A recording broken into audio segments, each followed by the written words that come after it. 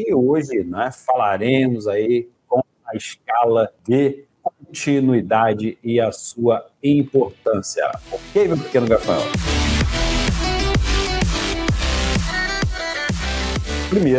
Primeiro, não é? Por que essa escala é importante? Por que essa escala é importante? Porque através dela, não é? É um dos primeiros testes que a gente vai fazer se realmente uma malha está em curto ou não está, se aquela malha tem continuidade de um ponto para outro, aí a gente vai fazer segundo teste, a gente vai poder inverter a ordem, mas essa escala, se nós dominarmos com segurança, até a ordem do que quando ela é feita, porque vai também importar a ordem quando essa escala é feita. Às vezes eu vou precisar utilizar uma escala primeiro, para depois eu já usar a continuidade. Tem hora que eu vou usar a continuidade primeiro, tem hora que eu vou usar a continuidade na segunda, na terceira grandeza da escala aí de medições a frio. Então, meu pequeno gafanhoto, vai depender também da ordem com qual essa escala é utilizada. E é importante obedecer a ordem. Para a aplicação ali, né, e para os testes, é fundamental. Não chegar já de cara, né? Tem situações que a gente já pode chegar de cara com a escala de continuidade. Tem situações que a gente não vai poder chegar de cara com uma escala de continuidade. Né? Por exemplo, né? Curto fuga, eu posso medir na escala de continuidade? Posso, né? Mas se eu tenho uma outra escala, eu garanto a integridade dessa malha, por exemplo, da condução reversa, na escala de semicondutores, a escala de diodo lá, a escala de condução reversa, a gente tem mais efetividade, porque ali a gente já verifica se não tem fuga, se não tem curto, se a malha está aberta ou não.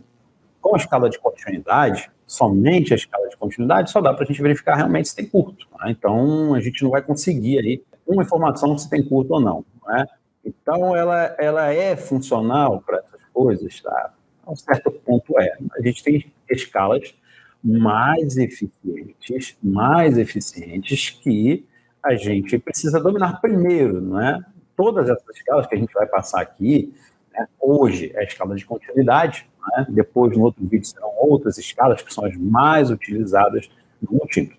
Então, o cara que não dominar, o técnico, né, caso ele não domine a utilização dessa escala, ele pode aí justamente deixar passar um serviço, entregar um reparo sem fazer, né, se perder na medição. Justamente a ordem é fundamental nessa situação, quando a gente está utilizando essa escala. É muito importante aí o requisito da ordem, né? E aqui sim, né? A ordem dos fatores altera o produto. Então, tomar cuidado quando a gente for utilizar essa escala. É lógico, a gente vai fazer a medição aqui na prática, meu pequeno gafanhoto. Vocês podem ficar tranquilos aqui que a gente vai colocar numa prática aqui, a gente vai simular algumas coisas interessantíssimas aqui para vocês, né? E, mais uma vez, né? Por que vale a pena, não é? Você, técnico, em celular, dedicar um tempo para aprender a dominar a escala de continuidade? Pergunto para vocês aí, por que você tem que tirar esse tempo para poder aprender essa escala de continuidade? Justamente, né? Porque você vai ficar melhor nas suas análises, no seu diagnóstico, mais precisão você vai ter, mais confiança, vai acertar mais os reparos, vão acertar com muito mais convicção os reparos. Tá? Então, é muito importante que a escala de continuidade, né, esteja sempre dentro da parte do diagnóstico. Né? Quando a gente for fazer um diagnóstico, fechar um diagnóstico, uma medição e tudo, não é? A gente vai ter que inserir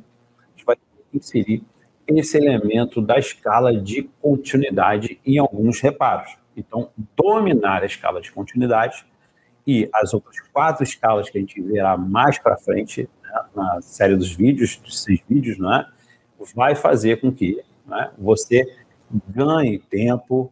O uso correto dessa escala vai te dar um benefício muito grande de realmente você ter certeza daquilo que está fazendo. Tá?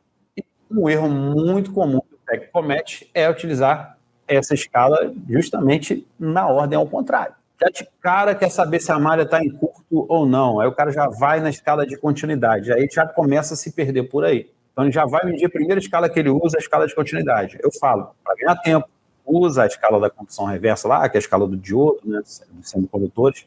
Faça a condução reversa e busque um valor de referência daquela malha primeiro. Ali você vai saber se já está aberto, se já está em fuga, se está em curto, se está alterado para cima, se está alterado para baixo.